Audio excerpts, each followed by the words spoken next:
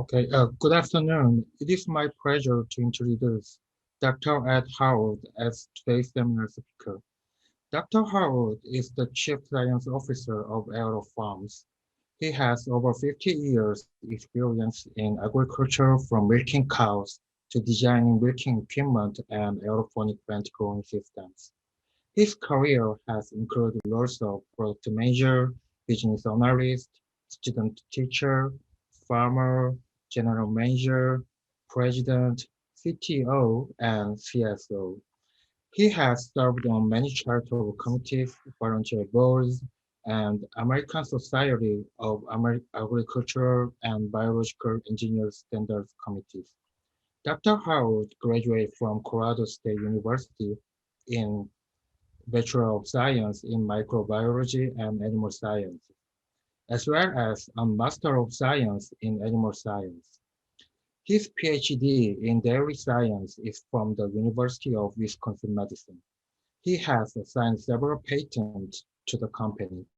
Outside of his work, Dr. Harwood is also a devoted husband, father, and grandfather.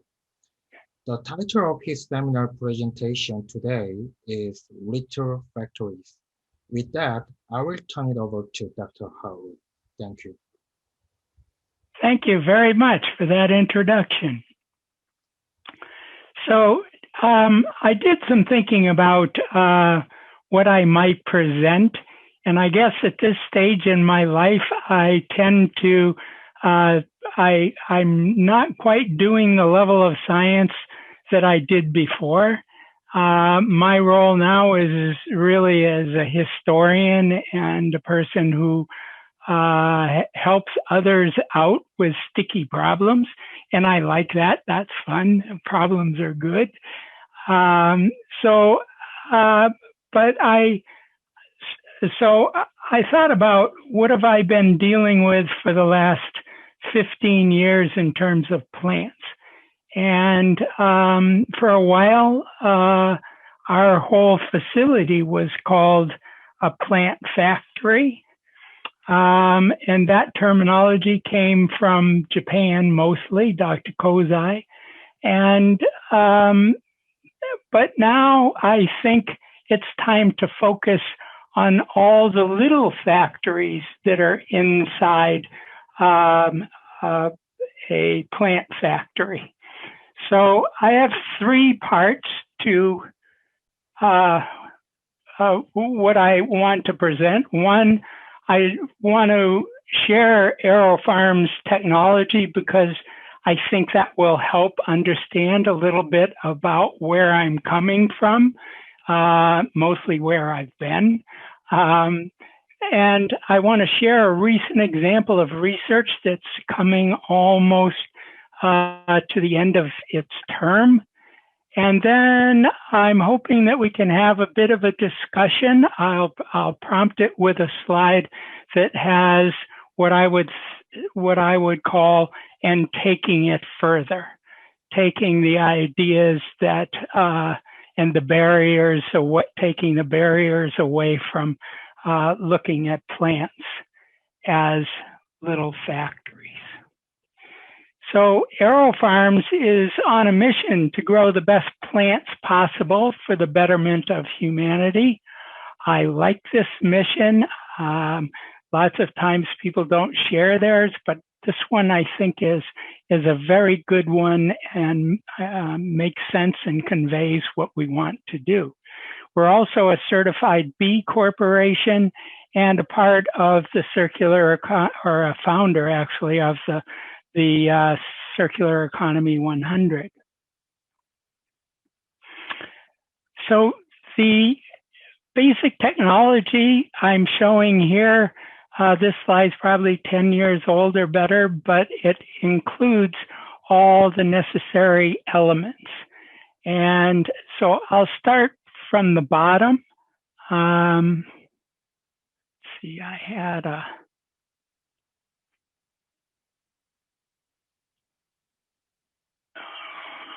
where to go.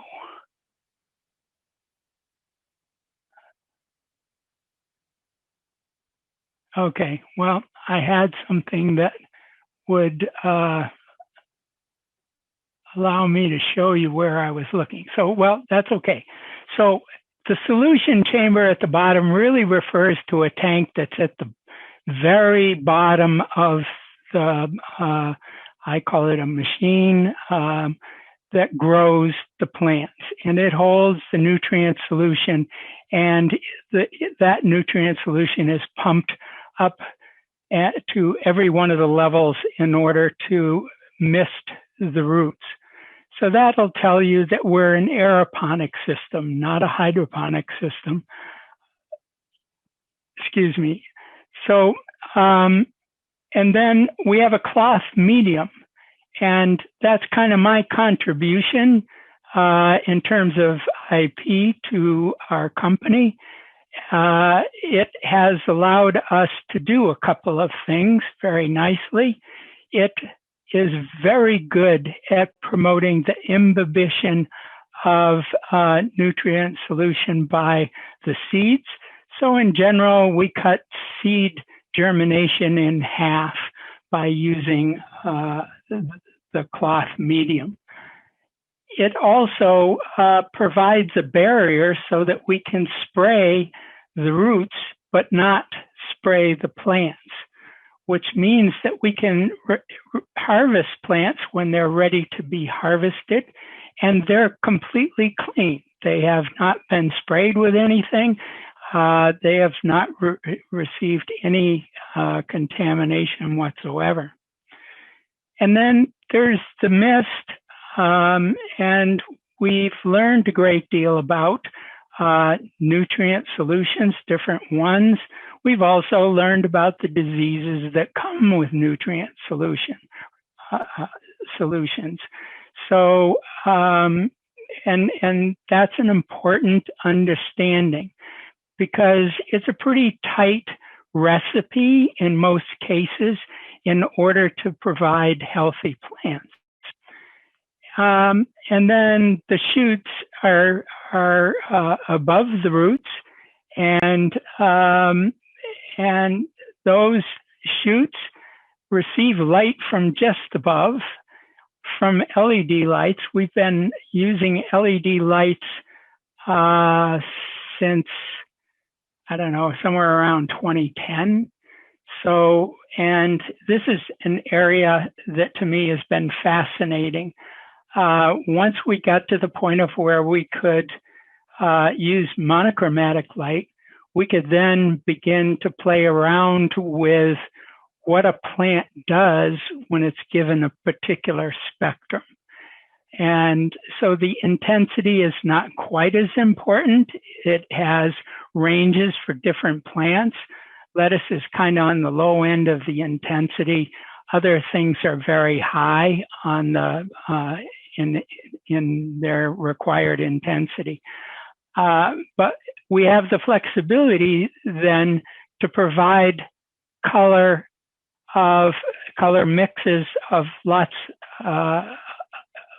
of different recipes for the light.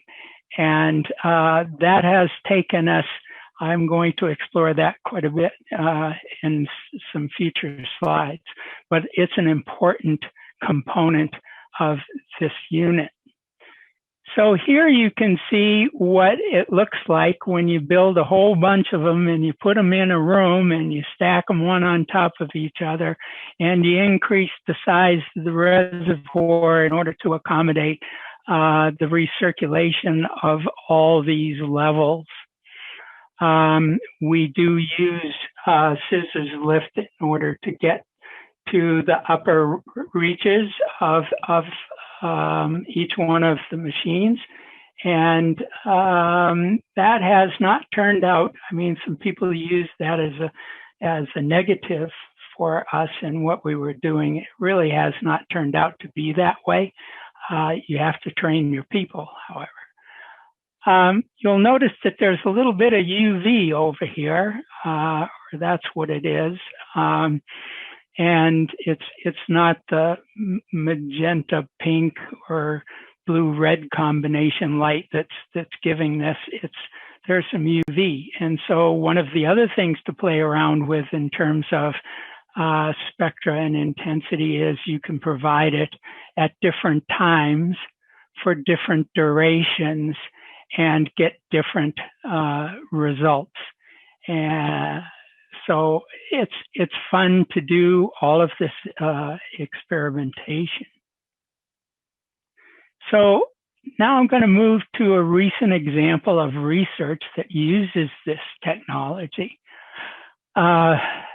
We are headquartered in New Jersey, so therefore we use Rutgers as our university partner, our land grant partner.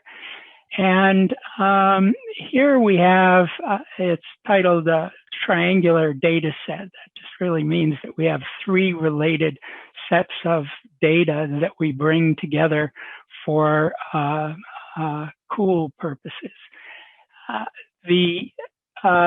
This research was funded by USDA's Foundation for Food and Agricultural Research. It required a match from AeroFarms, and it has been going on now for quite some time. The data that we've collected to utilize in creating results has been machine vision, a PhenoSpecs, basically something that digitizes whatever you take a picture of and allows you to analyze it with a computer. A penetrometer, which there's not really one available, so we kind of had to make our own based on principles learned from UC Davis's post-harvest group. And it seems to have worked fairly well. And one of the things that we want from that is crunch. And in the world of salad greens, crunch is extremely important. We measure bricks. I'll tell you a quick story in a bit about how bricks has made a difference and actually stimulated this project. And a micrometer to determine changes in leaf thickness, and then of course yield. So there's two labs at Rutgers that helped us create what we ended up with, which is an extremely exciting result. One is Beverly Tepper's laboratory. She's the head of food science, but she also runs their sensory lab. And so she put together some expert tasting panels, sensory panels, and she has several graduate students. One in particular put together a lexicon for us. So the first thing we needed was, if we're going to do sensory work, we need to be able to put terminology to the results. And then to do a descriptive sensory analysis, and then finishing up with matching the chemical makeup to sensory properties. What that ends up telling us is, you put this chemical in and you end up with a yuck, and you put this other chemical in and you end up with something that's delightful. So her role and her lab's role is very important, but we needed to know the chemicals that were related to that. And so Dr. Simon's lab, he did the chemistry along with a few of his graduate students and looked at polyphenols, antioxidants, vitamin C, glucosinolates, and isothiocyanates. And so we came up in a sense then with what does our plant consist of? And then matching that up then with the sensory outcomes, said, these are chemicals you want and other chemicals you don't. So the outcome of doing this experimental was AeroFarms would grow plants and put abiotic stressors on the plants.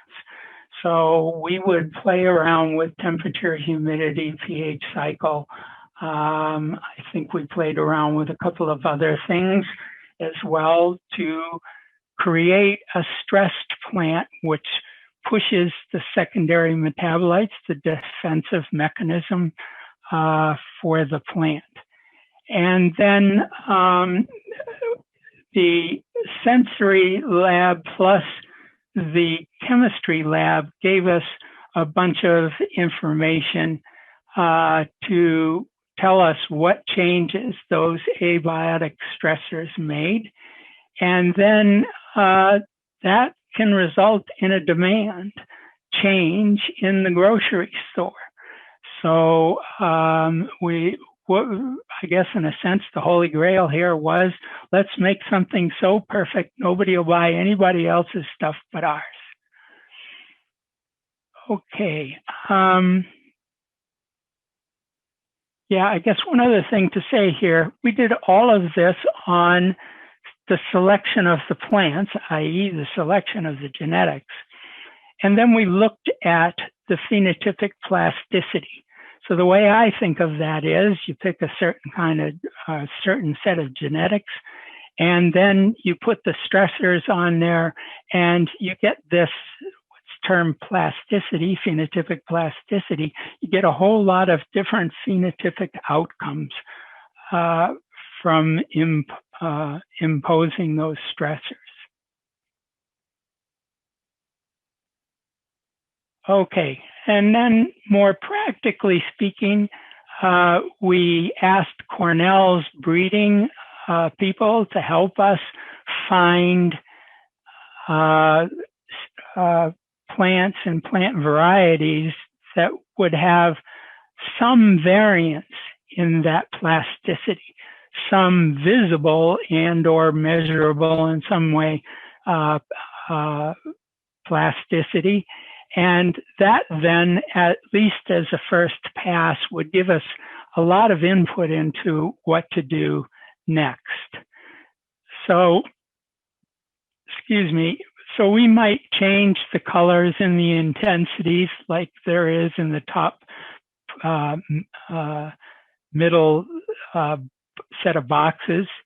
And then we might change another attribute, the intensity of the light, and we might then change another aspect of what we were delivering to the plants. And we ended up with a whole bunch of different plants as a result of that, kind of feeding back then to the variety selection that happened in the beginning.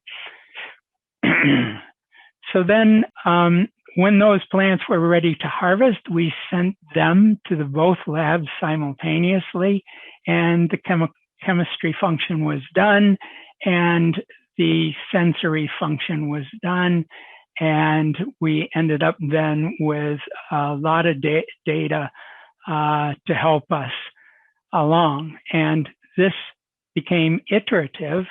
So as we learn things, we put different plants. We swapped out actually one of the plants for another one, and we changed our abiotic stressors. So we got to a point where we were optimizing using the phytochemical concentrations as much as this whole setup would allow, which created a rather interesting outcome. I'm going to, this is the only heavy reading slide here, but Regina O'Brien, Dr. Tepper's PhD grad student, worked on the lexicon that I spoke of earlier. And her panels that she managed and put together ended up with 26 attributes for baby leafy greens. And it's interesting that there was significance between the varieties where this thing is annoying. Get rid of it. Okay, sorry, it's on my side. So significant differences between the varieties were found for all the attributes except overall green flavor. And that's probably because we had mostly brassicas of some type in there. Okay, so here's some differences that were very interesting. Arugula had a complex, sulfurous, pungent profile. Mustard had a more intense horseradish than all other samples. Red kale was characterized as green and sulfurous, but was not significantly different in intensity from the other brassicas. Red romaine lettuce had intense, sweet, grassy flavor and low pungency.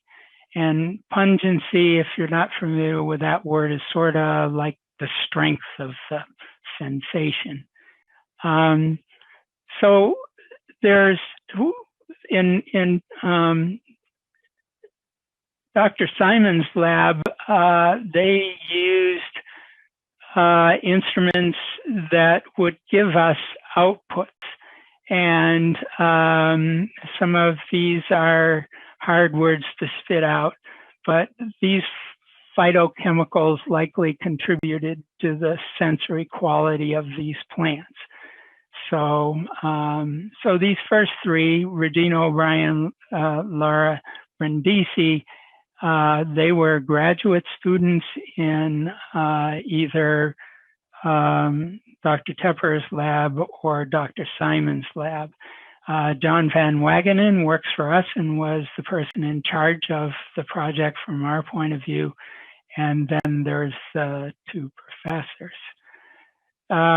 We are now at the point in which this was sort of like part of last year's report. And where, other than what COVID has done to us, we are reaching the end of the project. So here's what a way to present what the differences were. And you can see here's the 26 different terminologies from the lexicon, and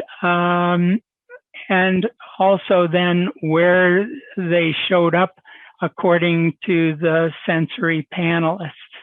And things are fairly different, enough so to end up with some significance. Okay, so if this, then what else can we do? And the next two slides, which are my last two slides, I would like to have you think, people say think out of the box, but I think you just think and come up with new ideas and experiments to try out. But I'm trying as best as Ed can with his experience to imagine what the future might be like, what kind of things might happen. So in the first one, here's some near-term things that we're working on. Probably you'll see these in papers that are being turned out, and some companies are working very hard to make them happen. But intentionally create desirable foods. So now if we know what chemicals make it a non-desirable food, then if we can figure out a way to knock that particular chemical out of the plant's production, either by abiotic methods or by genetic methods, then we might create a more desirable food. To make chemicals, in many cases, these are governed by genetics, but they're responsive to stressor-driven plasticity, as what you just saw.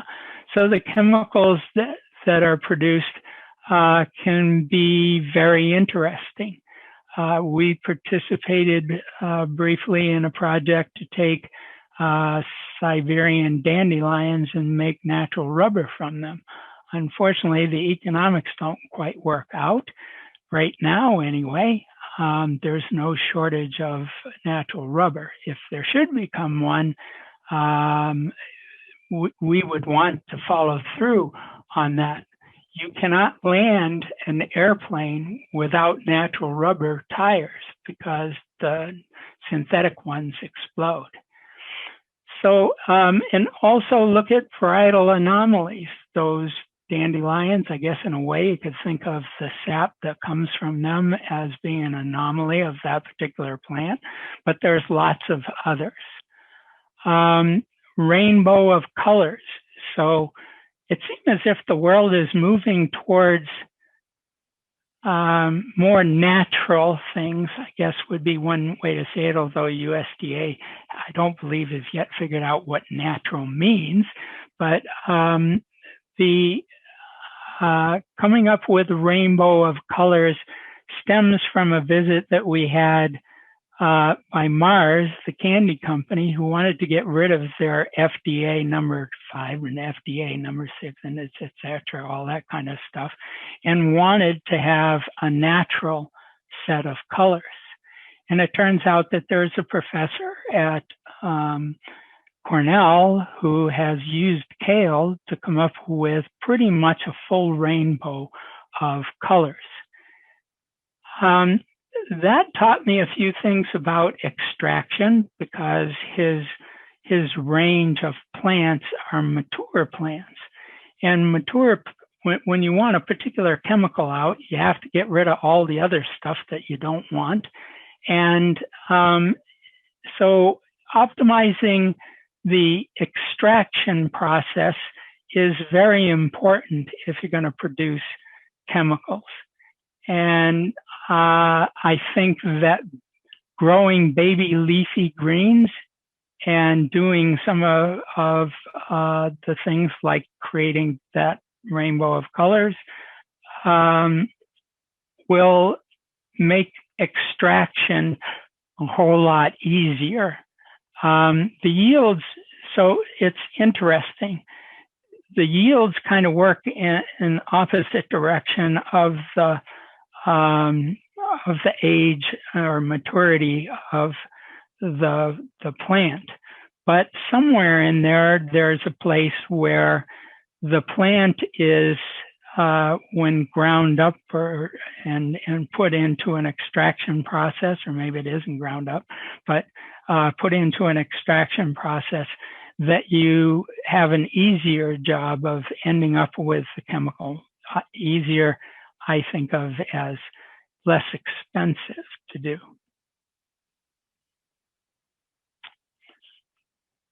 Okay, so, and what's just over the horizon?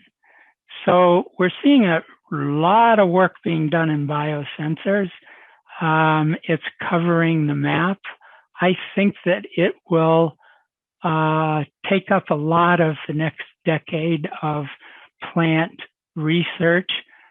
It has a lot of promise, and certainly companies are looking at it as being helpful. Plants, even though they're sessile entities, they don't have an immune system. So, their protection is not great. But it would be interesting to think about, maybe not heading it towards a mammalian sophisticated immune system, but why not try to create some form of immune system in a plant? And then the third sort of, I guess I'm hoping is a stimulating thought, would be hormone control of large crops to trigger responses. So if you had an immune system, but it needed to be triggered, then you could use hormones to do that. And actually that happens now. If you have an insect or, I think it's mostly insects. If you have one of them start gobbling up plants, the plants turn out sort of warning hormones for all the rest of the plants. And there's a limited response that they can accomplish. But nevertheless, there's that kind of communication. And I would recommend a book to you that helped me kind of that think out of the box kind of things. But What a Plant Knows by Shemovitz. And the first issue came out in 2012. I still have it. I like to poke in it every now and then. There was a revised version of it that was published in 2017. And Shemovitz was, interestingly enough, one of the first to clone a gene involved in the biosynthesis of beta carotene. He's now, I believe, president of university in Israel, and has written lots of papers. I should probably be a better student here and kind of follow what that work looks like. Okay, so I think it's time for me to stop talking, and we can use the rest of the time allocated maybe to talk about some of these things that right now we can come up with 100 reasons why it'll never work. And I have experienced the reasons it'll never work back in 2004 when everybody looked at me and laughed and said, "You're growing without sunlight. What about the economics? You're growing indoors. You're not using soil." You can't imagine. Probably went through 4 years of doing it while people kept poking at it, saying why it wouldn't work. So let's throw out the why it wouldn't work and start thinking about how it might work. Thank you. Thank you so much, Dr. Howard. That was a really good seminar, a lot of useful information. And we have a lot of time for discussion as well. Yeah. Any questions? We already have one question in the chat. If you can get access to the chat.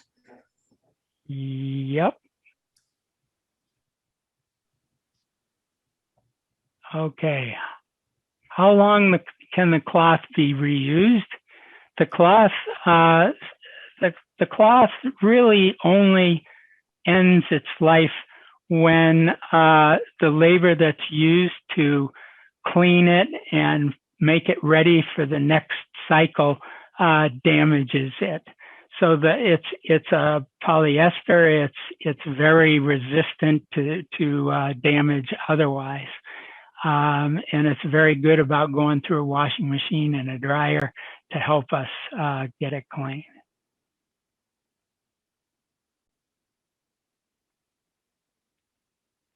I have a question about the plant immune system, because you mentioned insects, but there are also damage associated molecular patterns that can, wounding and even stressors like changes in light and drought stress in that. And so when you subjected your plants to abiotic stresses and you saw changes in phytochemicals, that could potentially just be a plant, quote, immune response, right? That the plant yes. That you're triggering elicitors and the production of phytochemicals. So I guess I wasn't quite sure on when you said create a plant immune response. I mean, the plants do have some innate immunity, and they do, they have systemic acquired resistance and other types of ways of protecting themselves. So can you elaborate a little bit more on what you mean? Sure. Everything that you just said is true. Those kind of responses, I think, could be thought of as very similar to immunological responses. So getting a secondary metabolite from using a stressor on the plant, I think, is one way to characterize those. But let's suppose that we could create a symbiont, maybe at the molecular level, that enhanced the plant's ability to survive. I think I've read something like that in a natural way already, but I don't know.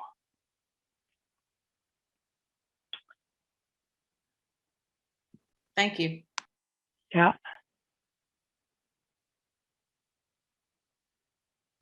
Dr. Lamberger, you're muted.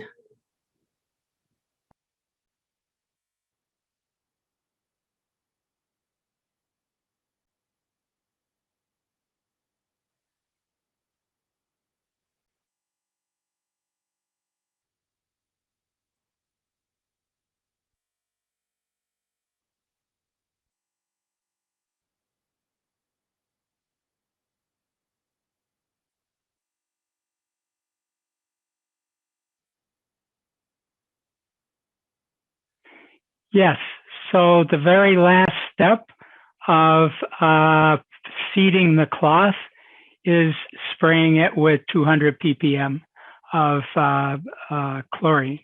And what it's not perfect, right? Because I think a lot of people have played around with trying to get clean seed, and that would be, I should have put that on the list, so to speak, because it's been going on for a long time without resolution. I know that Rutgers publishes something about temperature and time. So in a sense of pasteurization of seed, but you really have to stay with it. The other thing is if you get those seeds, like many of them, basil seeds, for instance, if you get them wet, you better have them where you want them because they're sticky. So yeah, our treatment, we don't have a way to measure after we do the chlorine, because they're then going into germination chambers and moving on. It'd be nice if we ran some of that, but yeah, that's what we do. Okay. We have another question in the chat, but I do have a very quick question I wanted to ask you first, because that's sort of related to Dr. Lamberger's question. You briefly mentioned managing diseases in the nutrient solution. So a lot of times when we think about indoor farming, we will say it's completely pathogen disease-free. In reality, we know it's really difficult to achieve that. So do you want to share about issues related to disease management in your facility? Yes. So we pretty much use the same thing that other hydroponic people do. We try to keep pH and temperature and other abiotic things to make things like Pythium and other pathogens. We want to make that an environment that's inhospitable for them. But you're absolutely right. You cannot create a sterile system. Way back in the beginning in 2004, that was one of the urgent questions. And then people would kind of make fun of the fact that, well, you're never going to succeed if you can't create a sterile environment. But you can't. You kind of have to go with nature, if you will. You have to go with what you've obtained. So we have algae as one of the things. Somebody could come up with a way to really minimize algae but not have side effects to other to plants. That'd be a great contribution to the industry. But there's one thing that many people don't think about. We have taken steps to mitigate it, but the water that you get. So the water that we get from the Passaic River in New Jersey at our headquarters plant has salt in it. Salt in it placed there by us to keep the roads clear of snow. So, and we don't want to have the salt, but also there's lots of microorganisms that come in with your water. So we use an RO system to give us, let's say, a little closer to sterilization, but it's not, it's not perfect, and one should not expect that it would be.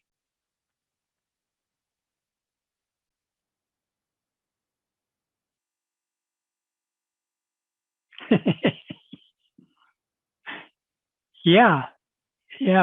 So we didn't discover that actually until quite a ways into our doing things. And it's good to discover those particular problems. Okay, let me look at the chat here. Okay, one of the questions is to, will we be able to grow root crops? We've grown root crops. Unfortunately, most of them don't have, you can't buy $8 carrots. Okay, it's so the economics will have to change. But there are some root crops that produce chemicals that are very valuable. And so I expect that there will be some tubers grown to yield that. So always try to think past the food aspect. Yes, we're growing food. Yes, we can take chemicals from that to use for other things, and maybe the byproduct of that gets fed to animals or becomes some product even that we eat. So it will happen. Actually, there is a group that has worked on potatoes in an aeroponic system, and it looks pretty cool. Okay, another question. Could you provide some specific examples that relate to the production of specific make chemicals with environmental control variables other than light spectra or intensity?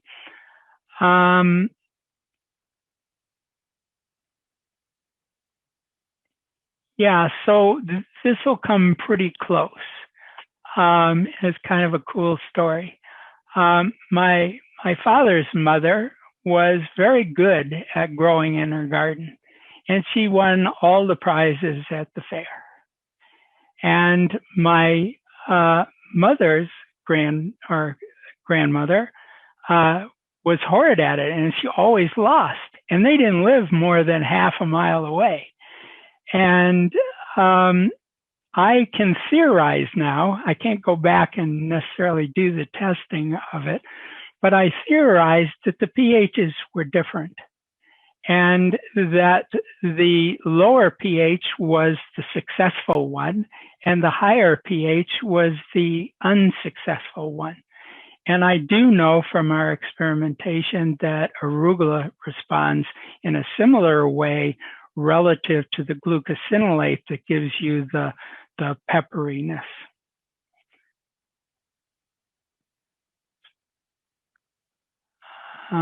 What is the particle size of nutrient solution that you spray on the roots? Thanks. Oh, we had somebody do this.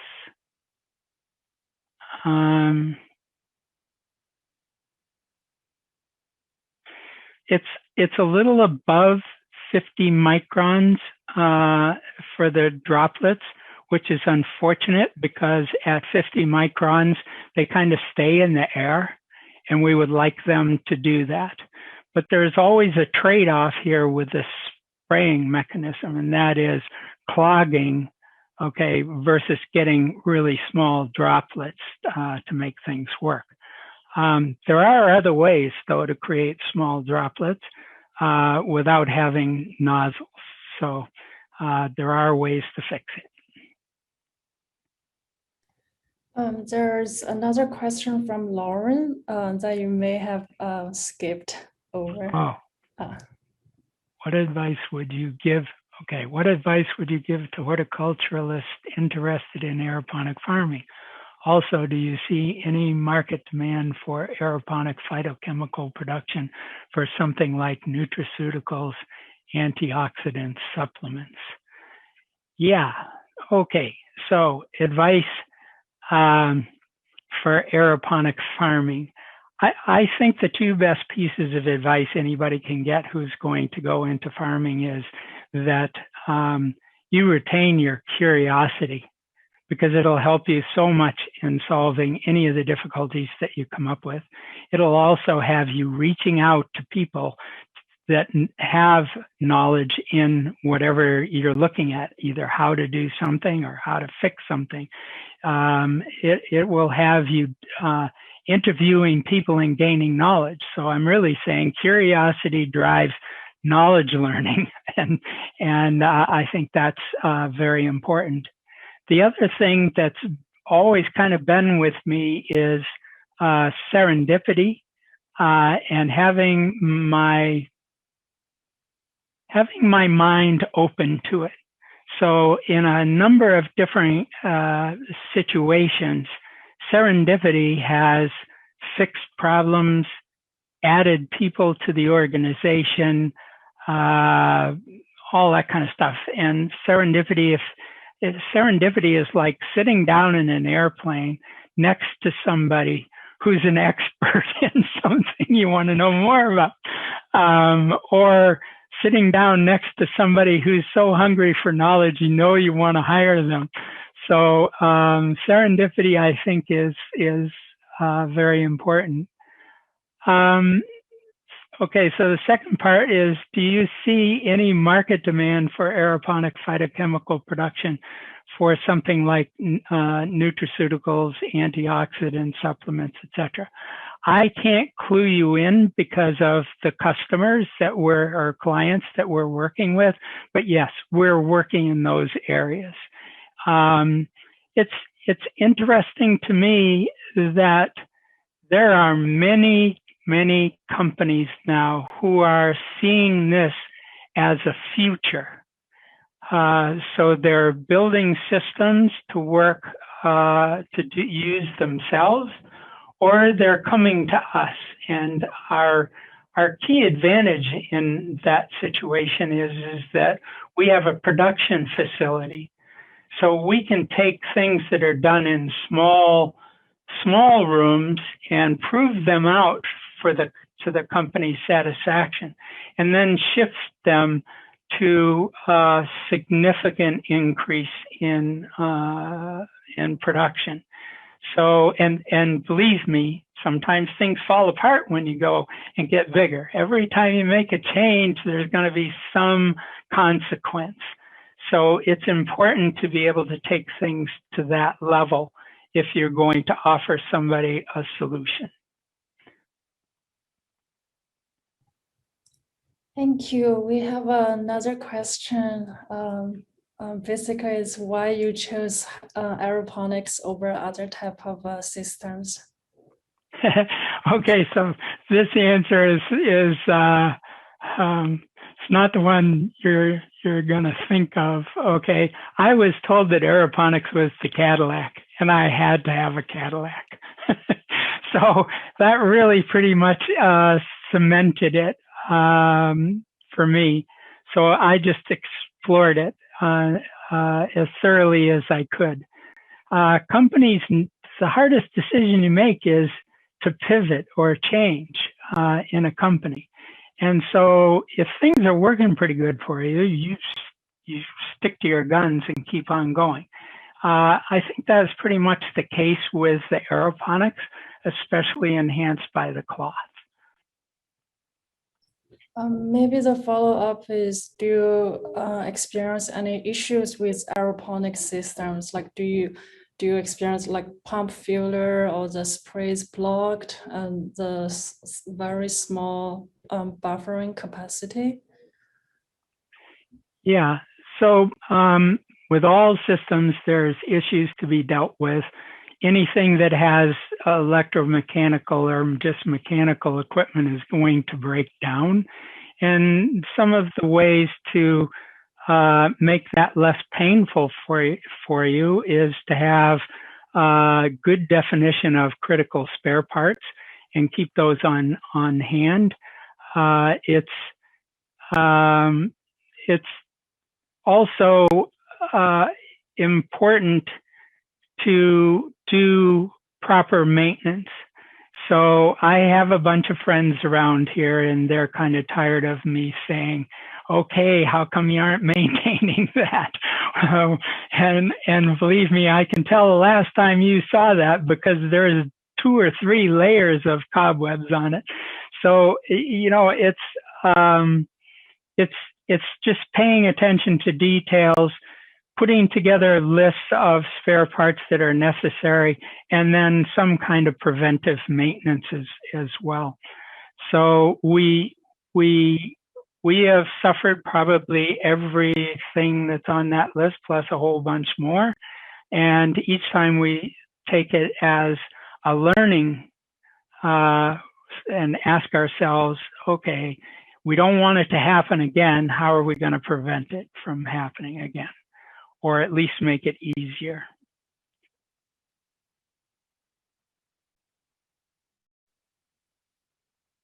Okay, how often do you have to clean the channels from salt deposits in the aeroponic part? Our water, I suspect, is better than yours from the salt content. And so we have a lot less buildup. Also, we maintain our pH fairly low. I'm interested that Terry Kubota is going to look into what happens to plants when they're grown all the way down to pH of 4. And some of the reason why I'm interested is algae doesn't like the pH to be down that low. And if you look at nutrient availability, you're just a little on the far side of where the sweet spot is. So how far can we go on the downside? I think we know a lot about going on the upside of kind of the sweet spot to make all of the nutrients available. And also, if you haven't seen it, the chart of pH availability, pH driving availability is quite different in these soilless systems than it is in the traditional outdoor system. I suspect that has to do with the microbes and the soil constituents that's making that, that difference. So be sure to be aware of, you may create, depending upon how you put the system together and what it contains, you may create a situation in which your nutrients are not going to be as available as you might have thought. How often do you replace your nutrient reservoir? They go until the machine gets torn down. It's made, it's kind of handmade, plastic welded. And so there's really not a reason. Oh, if your question really was how often do you replace the nutrients that are in that reservoir, which is, I guess, more likely, we do that each crop cycle. That's standard practice in the production side of things. But if when I was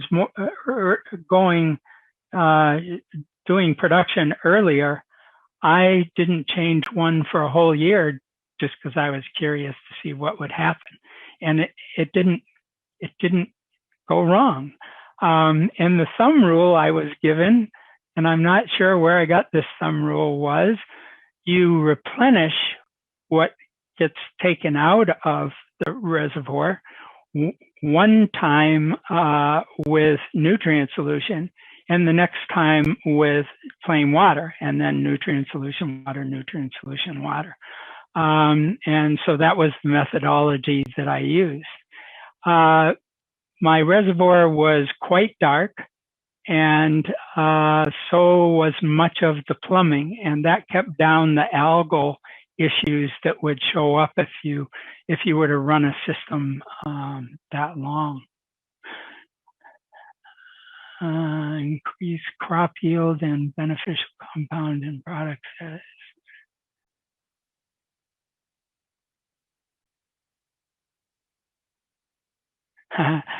Okay, so I think we're a little bit unique in as much as we have an awful lot of scientists.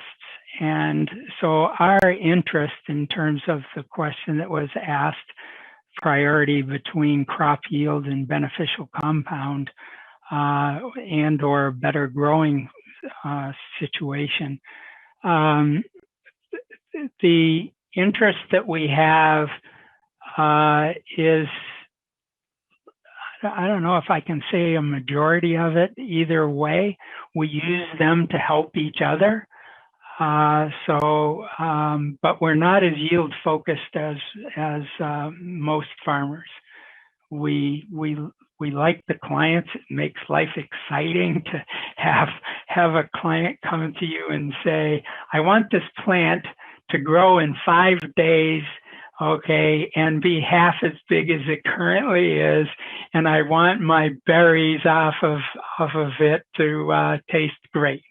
You know, it's fun. They're much more complex than that, but yeah, it's fun.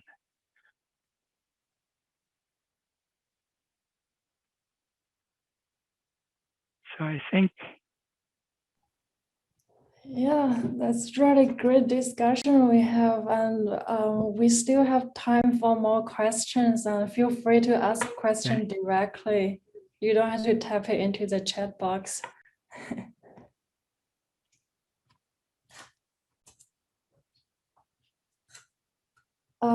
I have a question. So you already have close collaboration with university research programs, at least including food science. Maybe what other areas you would see like more research or more development? For example, maybe in automation or new breeding programs, remote sensing. What's your thought? Like, what kind of research we can do to help indoor farm be more efficient and more economic? Yeah, so we do actually work with a lot of universities, and we work with their, I guess you would call collaborations, things like LAMP, which is a collaboration amongst a number of universities. There's the other one is Optimia. We work with some of them individually, and being a member allows you to put ideas on the table in terms of research. We work with GLAZE, which is something that's funded by the New York State Energy Research Development Authority, I think NYSERDA, and Cornell University, and Rensselaer Polytechnic, I think. So those are the partners there. And that's also, you know, it's very interesting. We partner with them to get additional grants to explore other areas. I think, I don't think we're any different than the first thing I learned about professors at a university is they only work on interesting problems.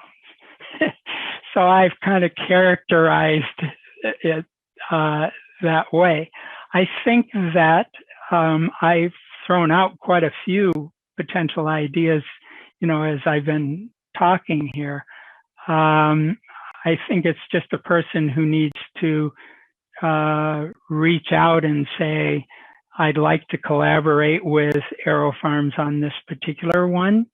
We've been known to make match when that's required, but we've done that. So I think we're a pretty good partner, and it'll have to be realized that on our side it has to be an interesting problem too. So yeah, so I think it's, if you come up with ideas and it's that way, reach out maybe anyway, because maybe we can turn it into an interesting idea. Yeah, thank you. Yeah. Oh, we have one more question in the chat. Okay. Could you explain what criteria does the irrigation run by in the aeroponics system? Is it operated by some sensors? Actually, it's a pretty dumb system. It runs for so long and then it's off for so long. And we pay attention to the electrical energy that goes in that way, because if you manage your pump on and off cycles such that you have a more even draw on electricity, you can save actually quite a bit of money. And so we do it that way.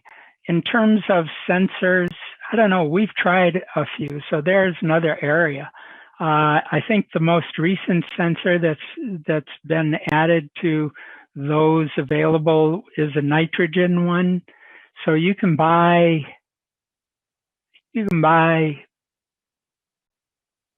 3 or 4 other ones. So maybe there's 5 elements that you can get sensors for to help you. That would help us, because we don't use EC to tell us what to do, because it doesn't really tell you what to do. We want to know what the actual makeup of the nutrient solution is. So we have samples going to the lab a number of times a week to make sure that we know what we need to replenish with what.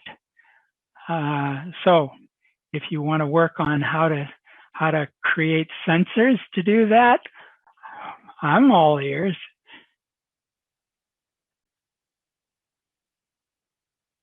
We have another question from Dr. Klein. Do you conduct research with breeders to develop better varieties for indoor farm, or do you just purchase commercial seeds?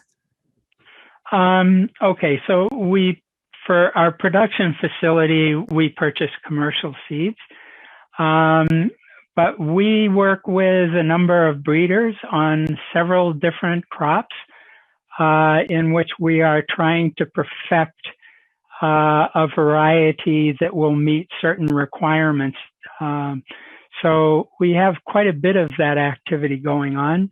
Some of it's supplied by USDA ARS scientists, and some of it by university scientists.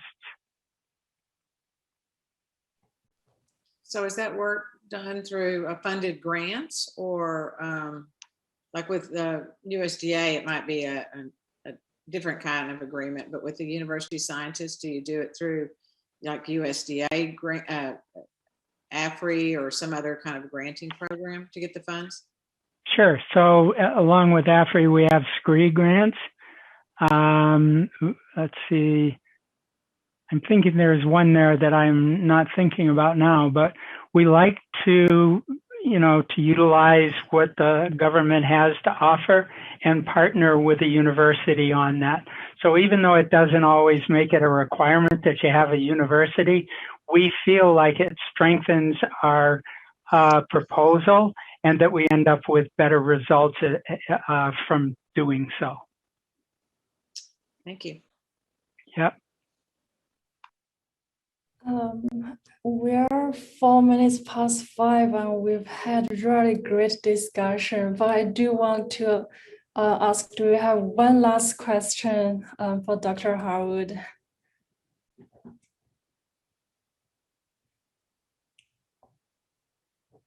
Well, I do have if no one else is going to ask, oh, Dr. Leskowa, you want to ask a question?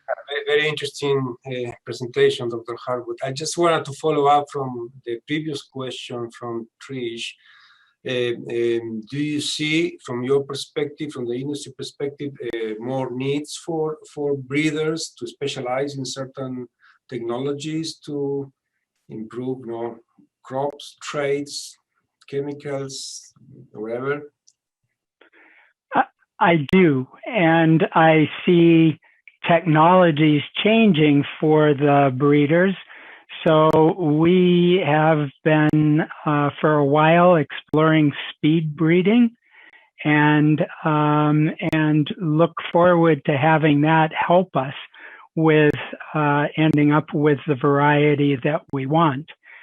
I think that it's interesting, right? We used to breed the plants to suffer the outdoors. Now we've taken away most of that need from the outdoors. What's left? What can we do with that? That, to me, is the exciting stuff. So relating back to maybe about the middle of my presentation, that's going to be a big contribution to the future of using plants to benefit humankind. Thank you. Thank you. This is very exciting. Okay, I still want to ask my last question. Sure. I know there are still a lot of people that are skeptical about the economics of indoor farms. Some of the indoor farms in Japan, I know they receive government subsidy, and you've been working on grants and other opportunities. So maybe will you comment, is it economically viable, or how profitable it would be? Maybe just to comment on that, whether it's economically viable. Sure. One of the things that I felt made this whole thing a good choice, at least from the economic point of view. All the costs were headed down and the revenues were staying high. So if you go in the grocery store and you look at a bag salad, the price really changed very much. And if you go to buy LEDs now are not only less expensive, but they're far more efficient. And so, there's a capital expense there as well as an OpEx. And we find that we're doing very well. So it's complicated because you can appreciate we have those two sides to the business. We do separate them, but I get admonished all the time to not expose what those numbers are. I'm hoping that there's I think it's an Optimia project that has a subcommittee that's looking at the economics of farming. And they started with some of them from the Japanese Plant Factory Association. And so I think just like every other kind of new industry, it eventually gets enough people, and we're certainly getting enough people. There's like a new one on the internet every single week. And when we get to that kind of critical mass of having plenty of them, I think information sharing will get to be a lot easier, a lot more accepted. But when you're new and you want to have some control over your competition, one of the things you don't do is tell them how much money you're making. Great, thank you so much. This has been really wonderful discussion. Thank you so much. You're quite welcome. Thank you for participating in the discussion, and it was a pleasure. Thank you, Shuyan. I just want to make a quick announcement that on April 1st, I believe it is, will be our next, April 1st. we will have Jean Giacomelli from the University of Arizona as our speaker. And so I hope that everybody that was able to join us today will join us on April Fool's Day. And we'll see how that goes. I know Gene is on, so maybe he'll have some fun surprises for us for his seminar in a few weeks. But thank you again, Dr. Harwood. It was very interesting. It was really a unique to get that perspective from an actual company that's doing that and doing this work. And so we really appreciate you spending the time with us this afternoon. My pleasure. Thank you.